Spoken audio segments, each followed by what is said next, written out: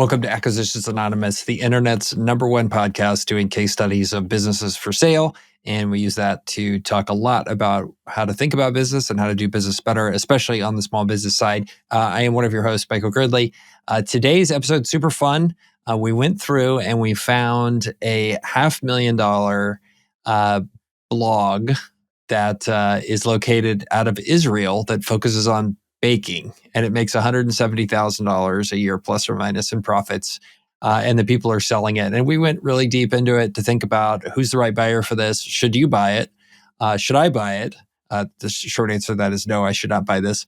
And then we went deep into that and some other stuff. So I think you'll enjoy it. And here is the episode. Today's sponsor is Acquira.com. And Acquira is your acquisition in a box service. They offer training to help you find, evaluate, and close on buying a small business, all usually done within a year. And their team has bought over 30 businesses across 3 different portfolios. So whether you're just beginning your business search, actively pursuing a specific deal, or looking to grow your existing company, Acquira's training and team of experts can help. Their M&A advisors provide individualized support throughout the entire process. They will provide guidance toward your offer structure, drafting your LOI, helping with due diligence planning, and securing funding for your deal. They will even fly out and do on-site visits with you as you look at the business to consider. Once you acquire your business, they can also help you grow it as well.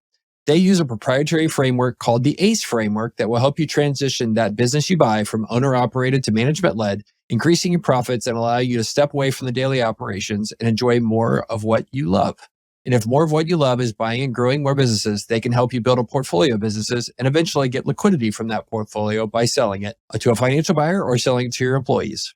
They run cohorts each month, so space is limited. So if you're looking to acquire a cash flowing business this year, sign up now at acquira.com/pod-lander. And again, that's Acquira, ACQUIRA.com/pod-lander. And tell them that the Acquisitions Anonymous folks sent you.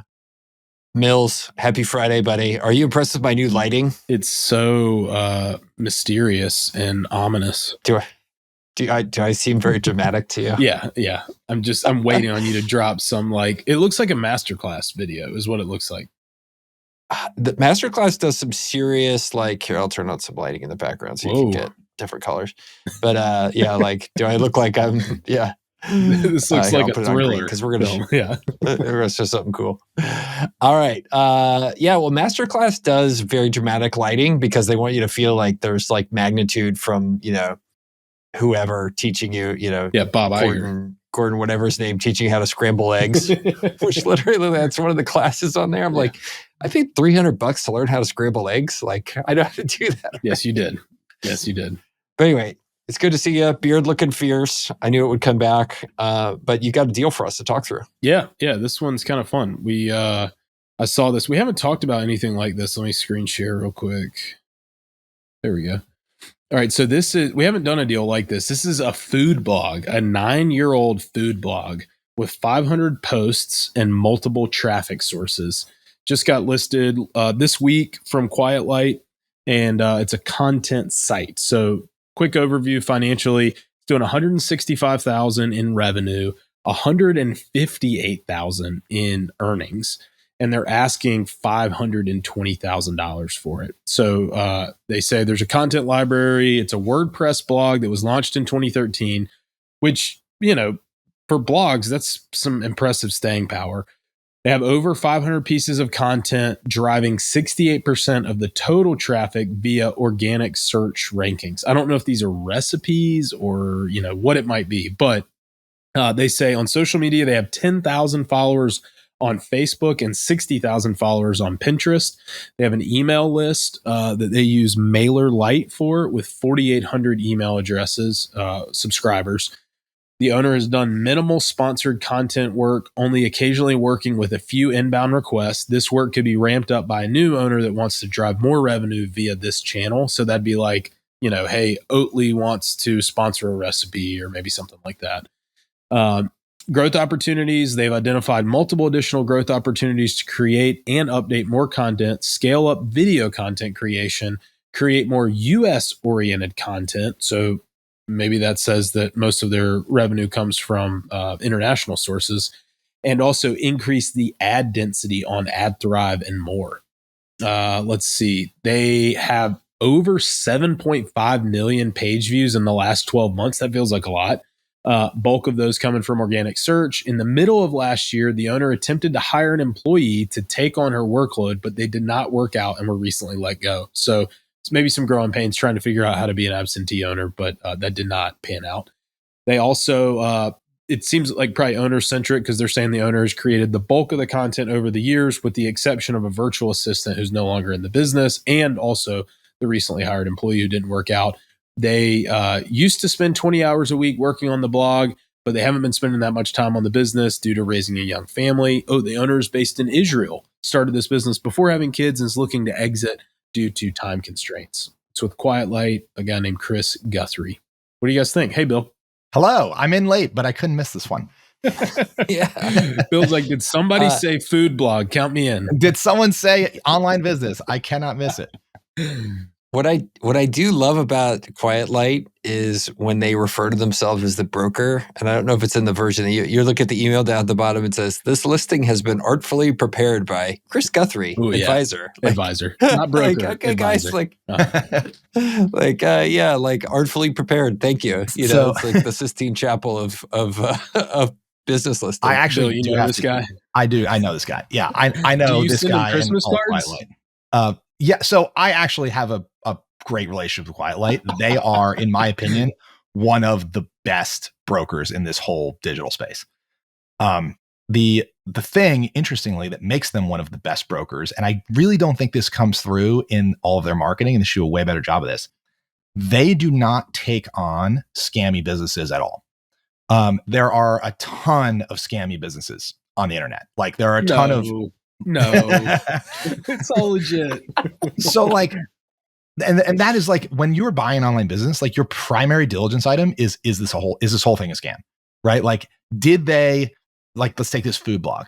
Like, did they spin this up, 2 years ago? Obviously I know this one's older, but did they spin this up 2 years ago? Did they buy a bunch of bot traffic to the website? Did they buy a bunch of followers on social media? And write a bunch of AI generated content, and they're trying to flip it off on you, and it's going to get crushed by a Google update as soon as Google figures out what's going on. Like there is such high scam risk in buying an online business. And that is actually why I really love Quiet Light, because they have extremely high ethics and they just don't take those listings. There are other online business brokers that I know of that take those listings all day long, who shall not be named. Unless you guys get beer in me or two. But that's what I like about Quiet Light is you can be very confident with Quiet Light. If they're representing it, it's most likely not a scam. That's good to know. That's a good selection, boys. This has 7.5 million page views in the last 12 months. Is that a lot? That's a lot. Yeah. That's like 750,000 a month. That's $750,000 a month. That's now, here's the thing that I would immediately say. It's not that many because that's page views. What I would immediately want to know is how many sessions, like how many people that is, deduplicated human beings. Because if this were, and there could be pros and cons, because if this were 750,000 page views and 750,000 sessions, that means your average user is looking at one page and then bouncing. That's an indicator of a pretty low quality site, right? Now, at the same time, this is a larger total addressable market for ads. So unsophisticated ad buyers might pay you more just based on the number of sessions. If you had, say, 750,000 page views a month, but 100,000 sessions, that would be an indicator of a really engaging site, 7 pages per session. Probably high quality content, probably ranking very well, et cetera, because bounce rate is a ranking factor for Google. So like every website on the internet has Google Analytics installed on it. What you don't think about is Google Analytics is owned by Google Search. So all of that Google Analytics data is being piped back into the Google Search ranking algorithm. So if people come to your website, stay for 5 seconds and click the back button, Google Search knows that and it's going to derank you. Mm-hmm. So how does this site make money? They just display ads?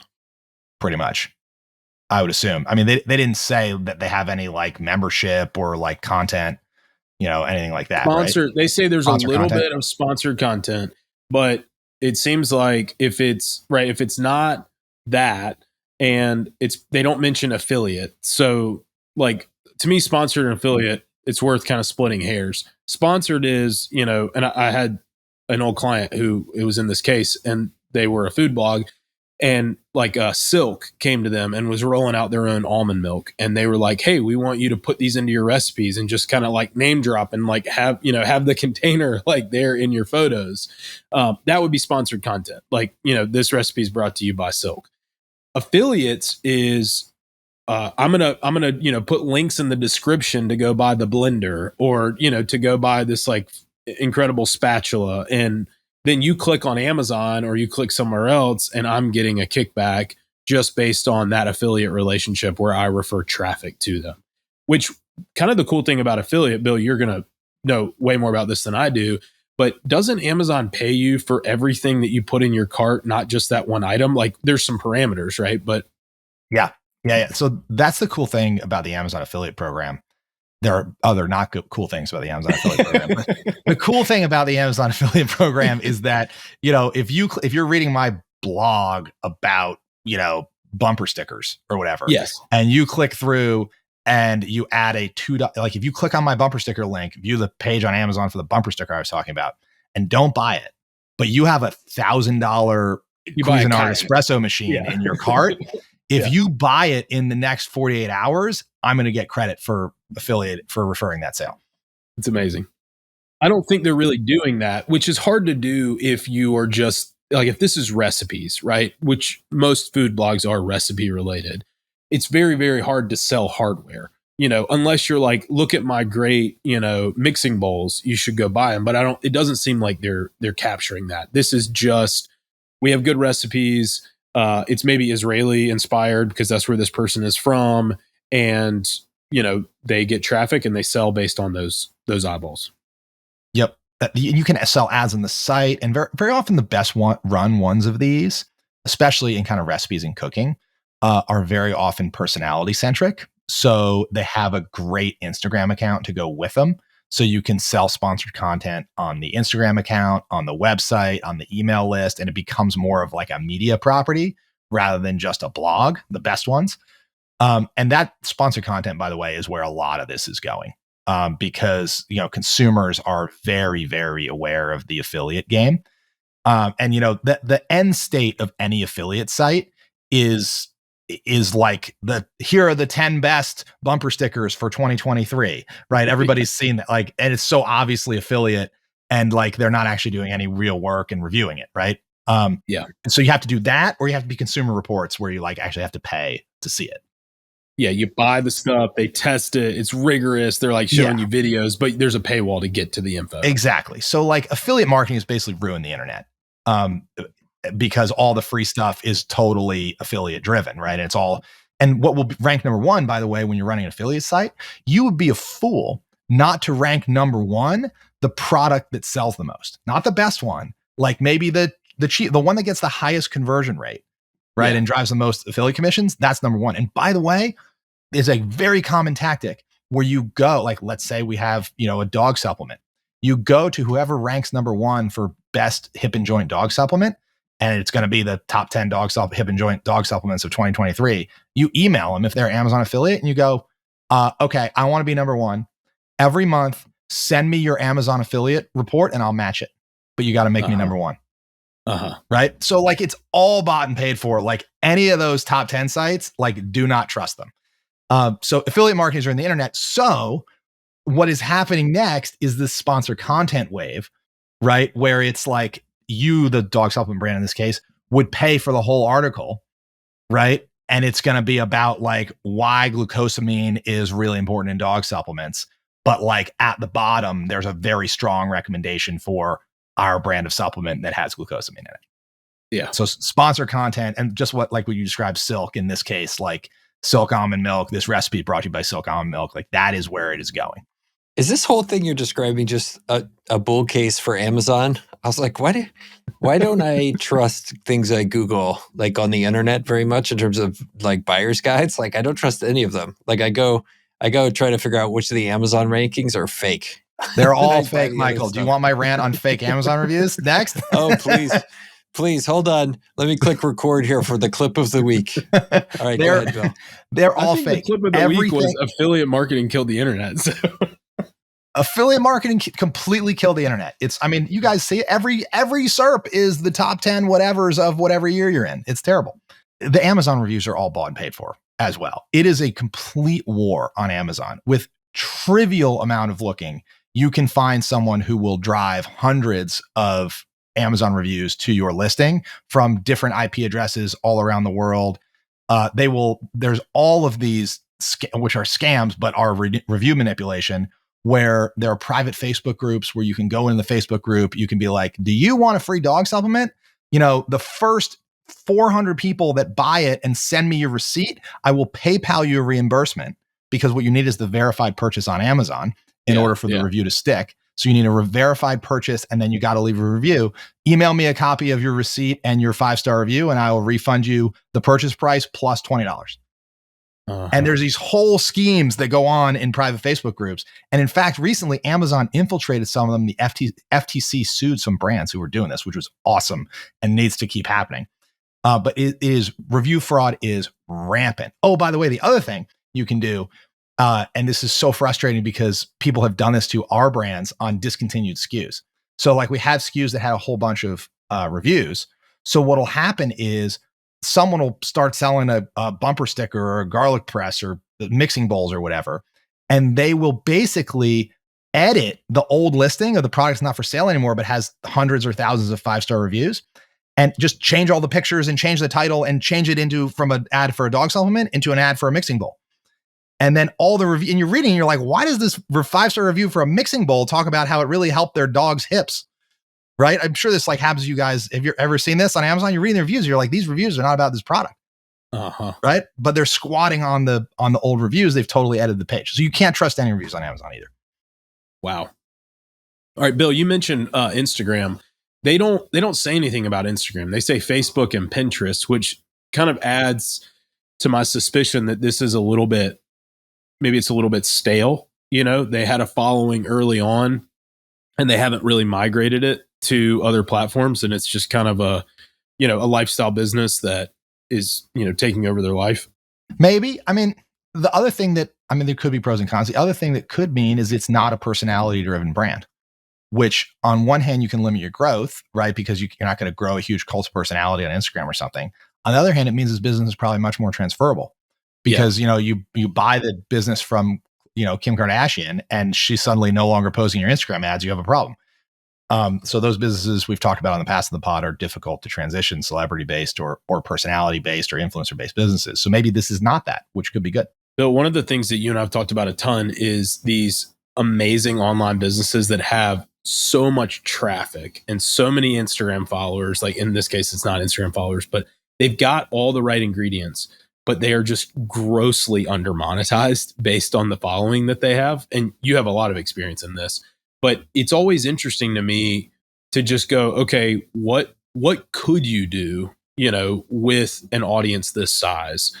4,800 email subscribers is not a ton, but based on just their traffic, I think in my mind, it's similar to what you said, which is it's impossible to, it's one of the hardest things in the world to migrate a business from Amazon to your own .com.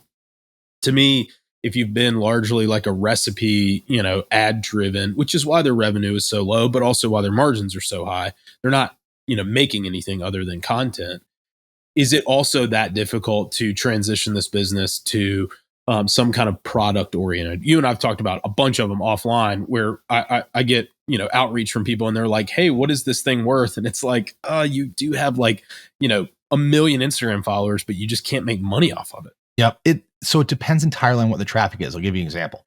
We used to own a laundry detergent brand, and our top ranking page on the website is we had written years ago a blog article on how to get grease out of blue jeans.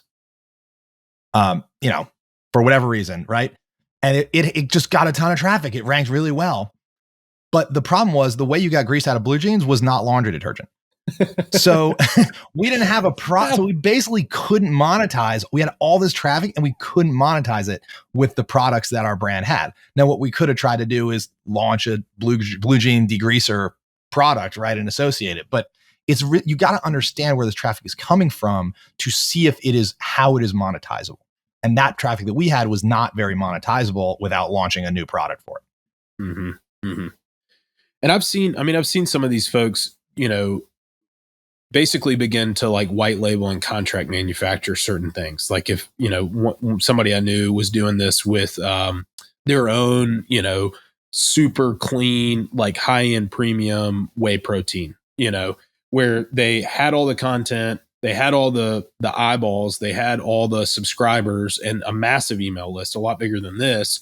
And they just slowly started to put into it was recipe driven. They slowly started to put into their recipes, hey, here's a link to this product and we own it and we stand behind it. And it's, super, clean and green and organic and all these things.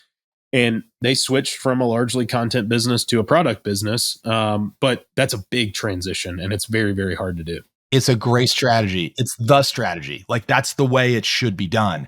But it is not necessarily a buy this business and drop in products. Like it's not that easy, but that is absolutely the long-term strategy. So who should buy this business? You should buy this business if you're very good at SEO. I would. It depends a lot on the systems that are in place.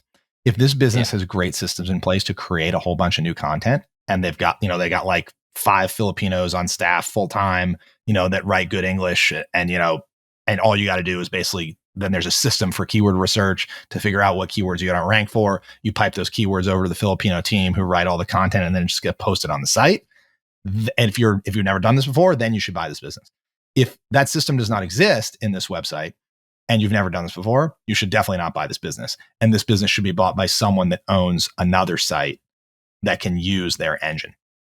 And that's these SEO sites get bought and traded between SEO guys all the time for exactly that reason. That's my red flag on this one. It's like, why are we the lucky buyer, right? Like it's, especially given, how many of our friends we know are EOSIC and the type that are buying this type of stuff all the time. Like, why have they all passed on it? Like, that's the first question I want to know. Why am I so fortunate here? Well, there's a thing in this space in sites that depend heavily on their Google rank for their survival. There's a thing in this space. I'm not saying this happening here. It's a much older site. Which means it may not happen, where you basically do a whole bunch of stuff that's against Google TOS and Google takes a while to catch you. And then you basically sell the site before you get caught. And then the new guy, eventually the algorithm catches them and they get deranked aggressively. But the first guys have already monetized and are gone with your money. I think there's also like what I've seen is kind of an affinity or like a novelty buy where somebody is like, I love Israeli food. Let's just say these are Israeli food-based recipes. They're like, I love this. This is like my passion. And, I'm not a stay-at-home mom, but I love this and I need, a hobby or some way to spend my time and monetize it. And that's what they do.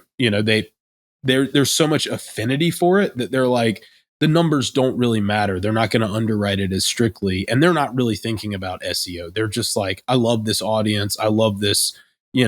I'm already a user and I would love to pick this up and like carry the torch, That is a recipe to get absolutely bug splattered in this industry. Totally. I've seen it happen. I've literally seen it happen and like the business shuts down, right? The people who buy it are like, oh, you know what? The personality didn't transfer. The kind of messaging didn't transfer. And then like within a couple years, this amazing direct to consumer, really high EBITDA margin business just completely shuts down. Well, it's not just that. It's not just about voice. It's about like this business is not a write really good content business. If you build it, they will come. You can be obsessed with Israeli food and write the best Israeli content. But if nobody's searching for it, you're not going to make any money. So what this business is not a content creation business. This is a determine where the SEO volume is, the search volume is, and make content on those keywords. I don't care if you're interested in them at all, right? But make content for the high volume keywords, make it technically perfect, right? With the right keyword density and the right authority and all that stuff. So it ranks on the high traffic pages. It's surgical and technical and actually has nothing to do with Israeli food. It just happens to be about Israeli food. And if you don't understand that going into this business, you're going to get crushed. Interesting. Yeah, I mean, this SEO live or die by the SEO stuff. Like I learned that personally. Like back 15 years ago, we had a business that was totally SEO dependent, and then we had a baby, and we didn't pay attention to it as a family business, my wife and I. We didn't pay attention to it for 9 months, and then we came back and we had gotten bug splattered by like all these other folks that come in and spend all this money on SEO, and the thing never recovered.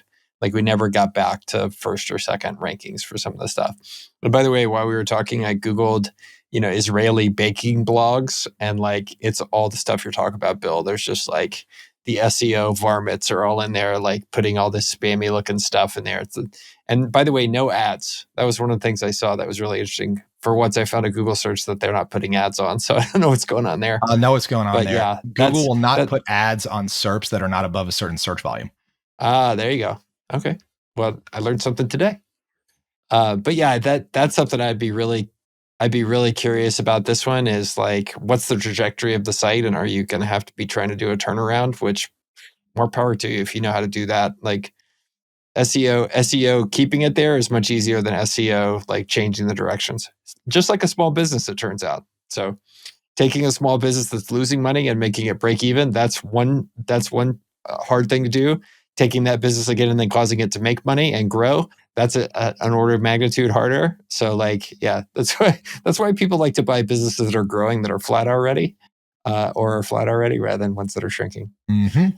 Cool. So what do we think about the price on this one? Should you buy it for 3 times? Run away?